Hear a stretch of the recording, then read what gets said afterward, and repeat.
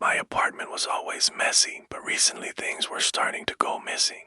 So I started thinking that maybe I'm going crazy or something. I live alone. That's how I ended up making this video. I'd wake up at night and my TV would be on, but then I remembered that I'd left the door unlocked because I'd been expecting a delivery. But I knew that once the delivery guy left, I locked the door. I definitely locked the door. I could have sworn I locked the door. Then I noticed that my blinds were all closed even though the day before I left them all open.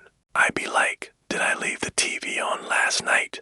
She drank it straight from the tap. Next she got some food. She ate some bread and drank some milk. When I played the video back, I could hear her talking to herself, but I couldn't make out what she was saying. They even brought in a dog. But you know what? They didn't find anything. The police told me that maybe it was a crazy fan or something. But I knew that I was right. There was someone living in my walls. I immediately called the police and told them to come to my apartment. So I decided to check it out myself. With the help of a friend, we took off the cover and ripped out the insulation. Behind it, we found a mattress and a sleeping bag. And right next to it was a hole that led into the kitchen. That's how she got in and out of my apartment. Then she went to my TV and watched it for a little bit. But what we did find out was that she'd been living in there for over 3 months. 3 months. How does someone live in your walls for 3 months and you don't know? Then she did something really creepy. She laid down on my couch and stared directly at the camera. I live alone. Why would anyone else be in my apartment? Whoever it was definitely getting in through my front door, stealing my food and watching my TV. But I couldn't figure out who it was. But honestly, I'm still creeped out by the whole thing. Wondering if I should move apartments or maybe even houses. But then I think, no, you didn't leave the TV on because you don't watch TV at night. Then I started noticing other things too, like my food was going missing. Just as I was about to go to bed, I heard what sounded like footsteps in the attic above me. It sounded like someone or something heavy dragging itself across the wooden floor. I hid under the covers with the camera and waited. I'd go to the fridge and there'd be bite marks on my apples. The cheese would be partially eaten and the bread would be all crumbled up. At first I thought it was mice. Who else would it be? It couldn't be a person. I live alone. Then one day I came home and found my front door wide open. That freaked me out so much that I almost called the police. That's when I started to think that maybe I've lost my mind. That's why I set up this camera right here. In the morning after, of course, not sleeping at all. I looked at the footage and nearly jumped out of my skin. In the video, you can see this woman crawling out of a hatch in my ceiling. She was totally naked except for these 2 creepy dolls that she had in her hands. After she came out of the attic, she walked over to my shower and turned it on. Then she washed herself and dried herself with one of my towels after taking a shower. She went into my kitchen and got some water, then she disappeared into my bedroom. When they arrived, they searched the whole place but couldn't find anyone. I just didn't know how someone could live inside my walls without me knowing. How did she get into my apartment complex? Well, we never did figure that out. Anyways, the police ended up finding her. She's now been charged with burglary and trespassing.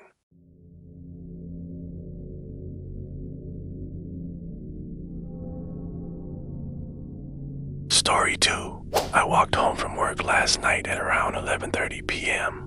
It was just me and the streetlights as I strolled down the sidewalk. That's when I saw him. First, it wasn't anything out of the ordinary. People sometimes do that when they're drunk or on drugs. But as he got closer, I realized something was wrong. When he got close enough, I tried to make eye contact and maybe say hi. But he kept his eyes forward and didn't acknowledge me. By the time he passed, I still hadn't spoken a word to him. I couldn't help but feel uneasy. He was walking backwards in the middle of the road about 100 meters ahead of me. At first I ignored it, assuming it was just a person who had been dancing on the road. But then I started to get a little scared. It was very stiff and unnatural, like he was a robot trying to imitate human movement. And the scariest part was his smile. It was wide, almost ear to ear. I fumbled for my keys and tried to open the door, but my hands were shaking so badly I couldn't find the keyhole. I don't know how I didn't notice him before. I tried to back away, but he grabbed my hand and shoved the key in the lock. There was something about him that terrified me, something inhuman. I wanted to scream, but no sound escaped my lips. I don't know what he is, but I'm pretty sure he didn't belong in this world. In a single move, he opened the door and stepped inside. I stopped running and started walking, figuring that whatever he wasn't able to follow me through solid objects, so surely now I was safe. He looked down at them and smiled wider. If that was even possible, he was still there, still smiling, still matching my movements. Then he did something that made absolutely no sense. Just sits there staring at the wall with that unnerving smile still on his face.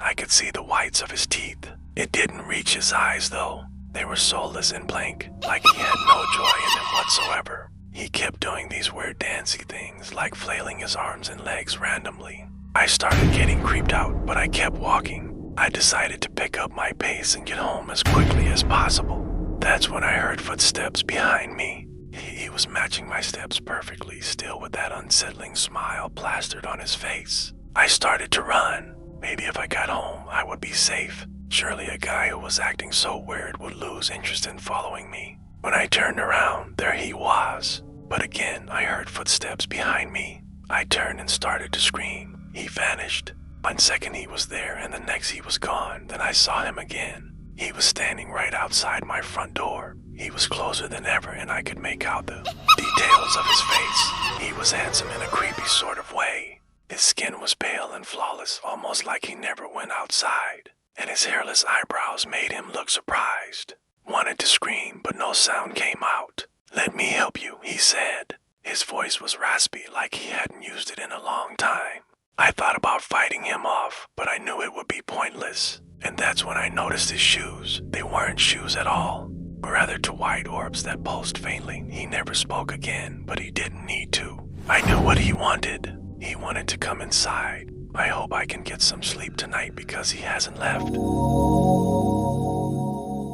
Story 3. This happened to me. I swear it did. My mom lost one of my twins at birth, but my brother still sees his brother. See, when my mom was pregnant, she was told that there was a 50-50th chance that one of us would make it out of birth alive. Well, I made it, but growing up, I still heard my brother's voice. Then I pulled out the photo albums from when I was a baby, and in almost every photo, there was that same little boy. The same little boy that looked exactly like me, and he was always standing right beside me. He'd call my name and I'd hear him laughing and playing in the next room, like they were afraid. And I don't blame them. I mean, if you had a twin that died at birth and then when I was 16, I started seeing him in the mirror. When I woke up, I felt like I was missing a part of myself. I felt incomplete. I was at a friend's house and I was looking for the bathroom.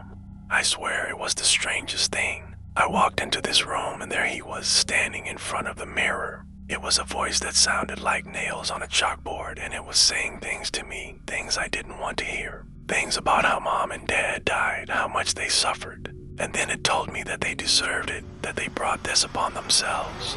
Or is he the very thing that I should be afraid of? He was smiling and waving at me, but then he turned around and there was no one there. I started drawing pictures of him, trying to get his face and features down on paper. But I couldn't remember what he looked like. Mom would always tell me that I was making a big deal out of nothing, that my brother was in a better place now, that I should let him rest in peace. But how could I? When he was always with me, how could I forget him? I couldn't. At first it was just a quick glimpse, just a reflection of a boy with dark hair standing right behind me. But then I turned around and he was gone. And then you saw them, you'd probably be scared too. Remember, because I was begging Mom for a baby monitor so I could watch my brother. But Mom just kept telling me that he wasn't real, that he died at birth. But one night I was watching the monitor. He was calling my name and then I felt a hand on my shoulder.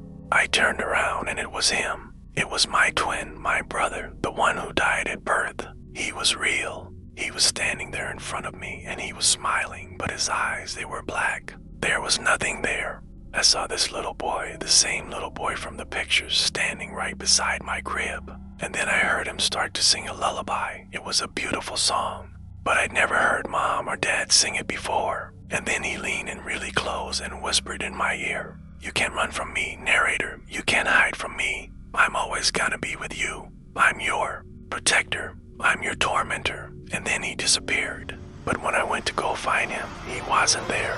and Mom would just tell me that it was all in my head.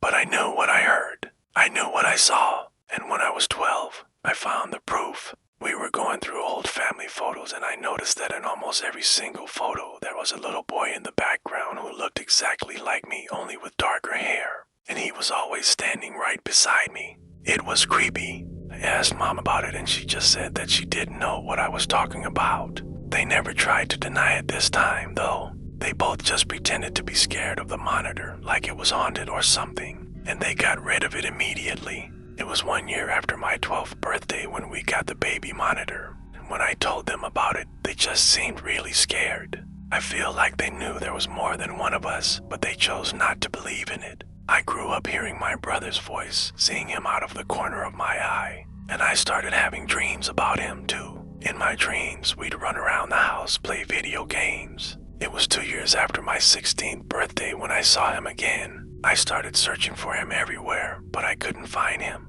And then I started hearing voices.